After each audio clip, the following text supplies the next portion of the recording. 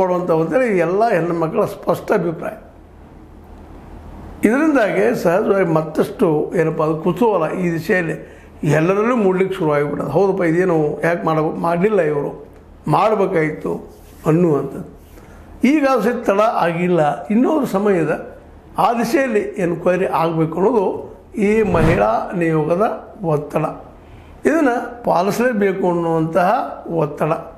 ಈ ಒತ್ತಡಕ್ಕೆ ಎಷ್ಟರ ಮಟ್ಟಿಗೆ ಒಂದು ಕಾರ್ಯರೂಪ ಬರ್ಬೋದು ಸರ್ಕಾರ ಅನ್ನೋ ಸಹಿತ ಇಲ್ಲಿ ಗಮನಿಸಬೇಕಾಗಿದೆ. ಹಾಗಂತ ಹೇಳ್ಕೊಂಡು SIT ತನ್ನ ತನಿಖೆ ನಿಲ್ಲಿಸಿದಂತಲ್ಲ, ತನಿಖೆಯನ್ನು ಮುಂದುವರೆಸ್ತಾನೆ ಇದೆ.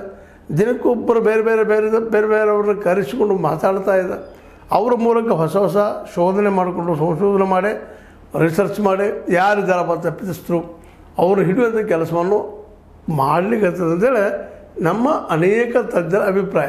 ಆದರೆ ಇದು ಆಗಲಿಕ್ಕಿಲ್ಲ ಅನ್ನುವಂಥದ್ದು, ಅದು ನಡೀಲಿಕ್ಕಿಲ್ಲ ಅನ್ನೋದು ಭಾಳ ಜನರ ಅಭಿಪ್ರಾಯ. ಇದಕ್ಕಾಗಿ ತಜ್ಞರು ಹೇಳ್ತಾ ಇದ್ದಾರೆ ನಡೀತಾ ಇದೆ ಅಂದರೆ, ಬಟ್ ಪಾಪ ಜನಸಾಮಾನ್ಯರಿಗೆ ಭರವಸೆ ಮೂಡ್ತಾ ಇಲ್ಲ. ಯಾಕೆ ಹಿಂದೊಮ್ಮೆ ಆಗಿದ್ರೆ ಈಗಾಗಲೇ ಇಂಥ ಘಟನೆ ಈ ಒಂದು ಏನಪ್ಪ ಅಂತಂದ್ರೆ ಮುಚ್ಚಾಕೋ ಕೆಲಸಗಳಾಗಿದ್ದಾವೆ. ಅದರಲ್ಲೂ ಸೌಜನ್ಯ ಕೇಸನ್ನು ಯಾವ ರೀತಿಯಾಗಿ ಮುಚ್ಚಾಕಿದ್ರು, ಅದೇ ಕಾರಣಕ್ಕಾಗಿ ಇನ್ನುಳಿದವ್ರ ಕೇಸುಗಳಾಗಿರ್ಬೋದು, ಪದ್ಮಲತನದಾಗಿರ್ಬೋದು, ವೇದವಲ್ಲಿಯವ್ರದ್ದಾಗಿರ್ಬೋದು, ಅದ್ರ ಜೊತೆಗೆ ಆನೆ ಮಾಹುತ